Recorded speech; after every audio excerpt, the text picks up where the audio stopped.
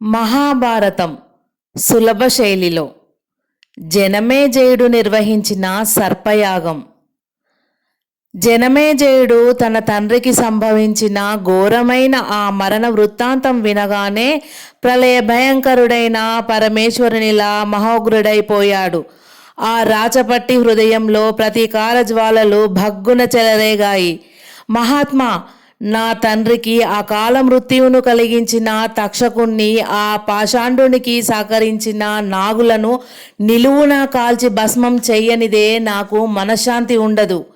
అంతేకాదు, మానవులకు ప్రాణోపద్రవకరములైన పాములన్నింటినీ బూది చేసేంత వరకు నేను విశ్రమించను. ఈ సందర్భంలో మీ పగ కూడా చల్లారుతుంది. మీరు నిశ్చింతగా ఉండండి అని ఉదంకుణ్ణి సమాశ్వాసించి జనమేజయుడు క్రోధారుణిత నేత్రుడై మహామంత్రిని చూస్తూ, మహామంత్రి, వెంటనే నాగలోకం మీదికి యుద్ధయాత్రా సన్నాహం చేయించండి అన్నాడు. మహారాజా, ఆ అవసరం లేకుండానే చతుర్దశ భువనాలలో ఉన్న సర్పాలన్నీ మీ మ్రోలకు వచ్చి చచ్చిపోయే సులభమైన పద్ధతి ఒకటి ఉంది. అదీగాక క్రూరమైన శత్రువులను, ఘోరమైన నేరం చేసిన ఆ అపరాధులను మీ దగ్గరకు రప్పించుకొని శిక్షించడం మేలు, కానీ వారి దగ్గరకు వెళ్ళి శిక్షించడం మంచిది కాదు అన్నాడు ఉదంకుడు. ఏమిటి స్వామి ఆ పద్ధతి? రవ్వలు పొదిగిన కర్ణకుండలాలు గంభీరంగా అటు ఇటు ఊగుతుంటే ఉదంకుని వైపు తల తిప్పి ప్రశ్నించాడు జనమేజయుడు. సర్పయాగం చేయండి. ఆ మహాయజ్ఞం చేస్తే శత్రుభంజనం, మిత్రరంజనం కలుగుతాయి. అదీగాక యజ్ఞఫలం కూడా దక్కుతుంది. సరే, మీరు దగ్గర ఉండి ఆ విధులన్నీ సూచించండి స్వామి అన్నాడు జనమేజయుడు. అంతకంటే భాగ్యమా మహారాజా అన్నాడు ఉదంకుడు. హస్తినాపురం వెలుపల సమవిశాలమైన మైదానంలో పౌరులంతా క్రిక్కిరిసి ఉన్నారు. దేశ దేశాల నుండి మిత్రులు, బంధువులు అనేకులు వచ్చి చేరారు.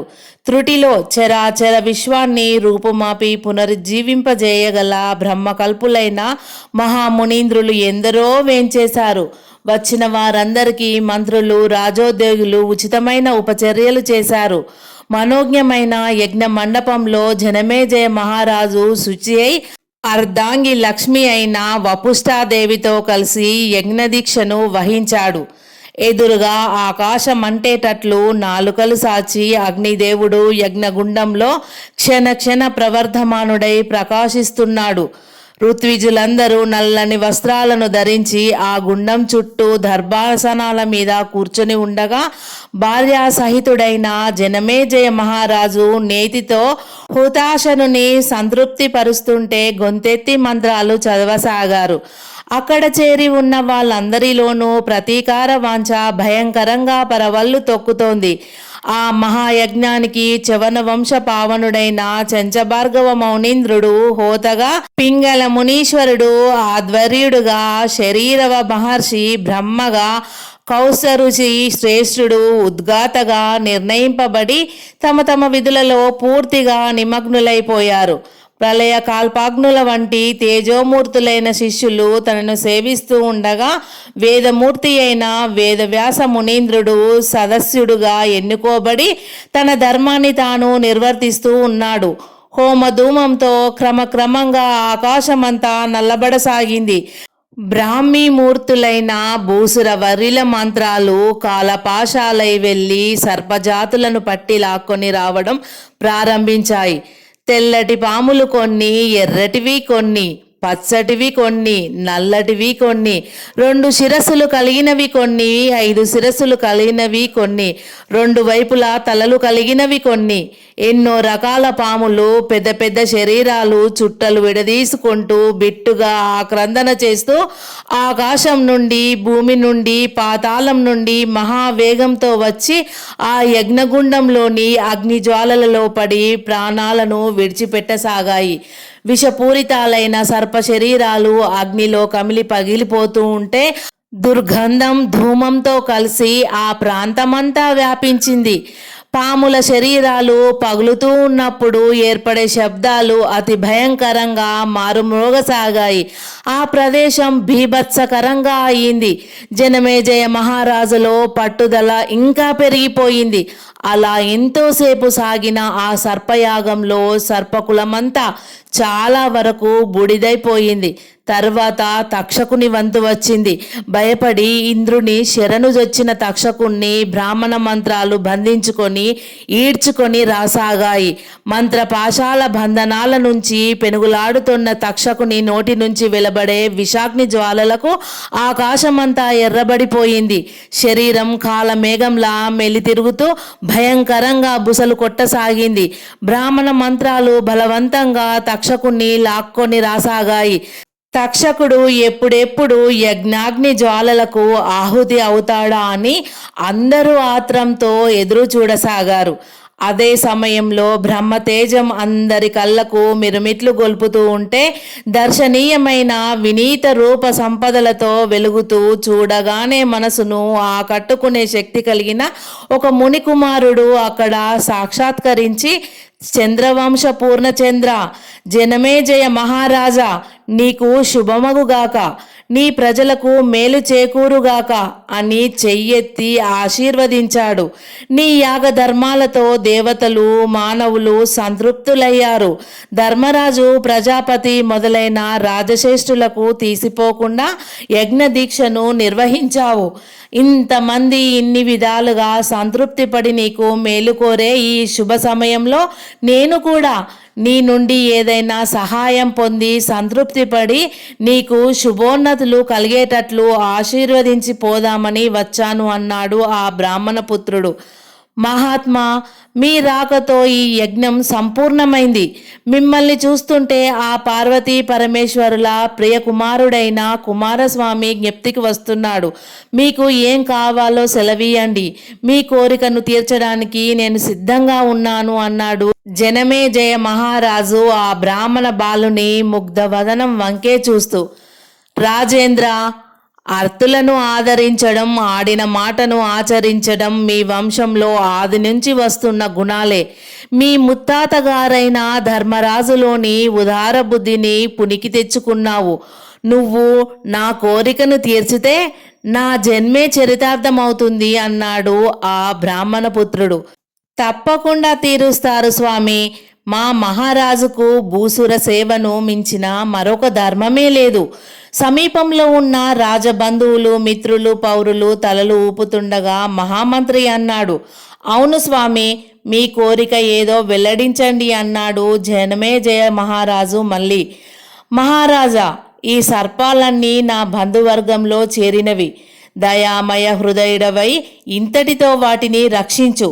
ఈ మహాయజ్ఞాన్ని విరమించు. ఇదే నా ప్రార్థన అన్నాడు. జనమేజయ మహారాజు ఆలోచిస్తూనే వ్యాస మహాముని వంకకు చూశాడు. ఆ మహాత్ముడు చూపులతోనే ఏదో ఉపదేశించాడు.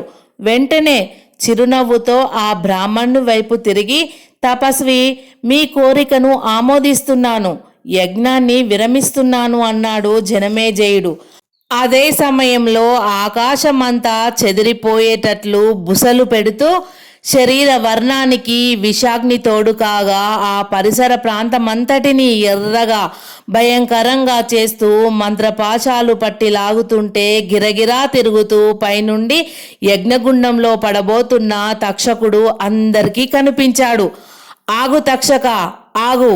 కరుణామూర్తి అయిన జనమేజయ భూపాలుడు నిన్ను క్షమించి రక్షించాడు. స్వస్థానానికి తిరిగిపో. అక్షమాలికాలం కృతమైన హస్తం పైకెత్తి గట్టిగా తక్షకుణ్ణి ఉద్బోధించాడు ఆ బ్రాహ్మణ కుమారుడు. మృత్యువు నుండి తప్పిస్తూ స్నిగ్ధ గంభీరమైన ఆ బ్రాహ్మణోత్తముని వాకు తక్షకుణ్ణి వెంటనే వెనక్కి మళ్లించింది. ఆ విధంగా సర్పయాగాన్ని జనమేజయ మహారాజు చేత విరమింపజేసి మహారాజును దీవించి ఆ బ్రాహ్మణుడు అంతర్హితుడైపోయాడు. అంతవరకు సూత మహర్షి చెప్పిన ఆ పుణ్య కథాక్రమాన్ని ఆసక్తితో వింటున్న శౌనకాది మునీంద్రులకు ఒక చిన్న సందేహం కలిగింది.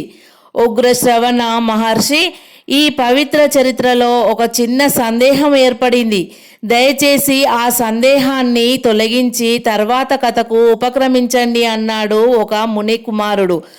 అలాగే నాయన, పవిత్రమైన ఈ నైమిషారణ్యంలో కులపతి అయిన శౌనక మునీంద్రుడు 12 వార్షిక సర్పయాగం తలపెట్టడం, వేదాంగ విశారదులైన మహర్షులందరూ ఇక్కడికి విచ్చేయడం, ఈ శుభ సమయంలో మీకందరికీ మహాభారత పురాణ గాథను వినిపించే పుణ్యఫలం నాకు దక్కడం నిజంగా నా అదృష్టమే అని చెప్పుకోవాలి. ఈ మహాపురాణాన్ని ఎటువంటి సందేహాలు కొరతలు పెట్టుకోకుండా పూర్తిగా వింటే మీ పుణ్యఫలం కూడా ఇనుమడిస్తుంది అన్నాడు సూత మహర్షిగా ప్రఖ్యాతి చెందిన ఉగ్రశ్రవణ మునీంద్రుడు. ఈ కథను విన్న మాత్రం చేతనే మాకు పుణ్యం సిద్ధిస్తుందా స్వామి అని ఒక ముని ప్రశ్నించాడు.